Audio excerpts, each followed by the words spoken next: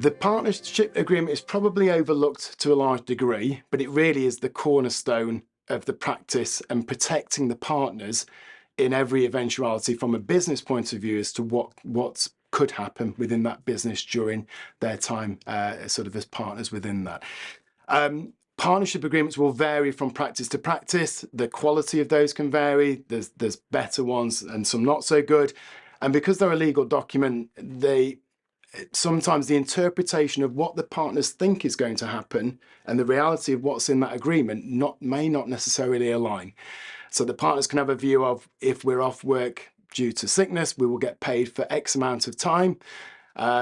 But not the partnership agreement, it may not be written in that way. One word, one sentence can really change the context of the meaning of what they think is going to happen. So having a partnership agreement is a must. There's still probably some practices out there that maybe have a mutual agreement and not a written partnership agreement. So first of all, we would definitely advise have a partnership agreement.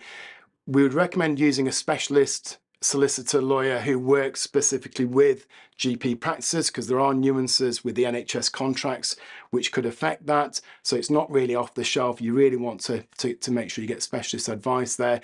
And we don't provide advice and agreements, but we work with them a lot. So, you know, we're used to working with different partnership agreements from different practices. So it's hugely important, but it's more important to review that regularly with legislation changes.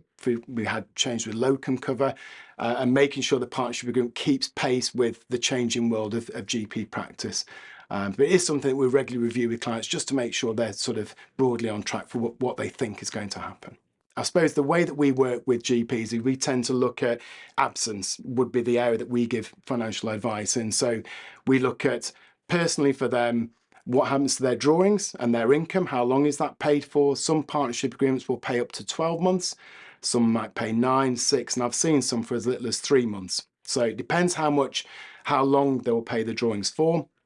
And also the partnership agreement will also reference what their locum liability is. So if a partner is absent, there's generally a cost to fund a locum during their absence, which can be in part paid for by the board, but there may be a point where there's a shortfall and the partner could be personally liable for that. And that liability in a 6-month period could be sort of £20,000–£25,000. So there could be some real financial implications that they should be aware of, because again, forewarned is forearmed. So at least if they understand what their liabilities is, they can accept that, or they may be able to take out some cover to make sure that insurance or that's covered if that ever happened, which is where we help a lot of clients.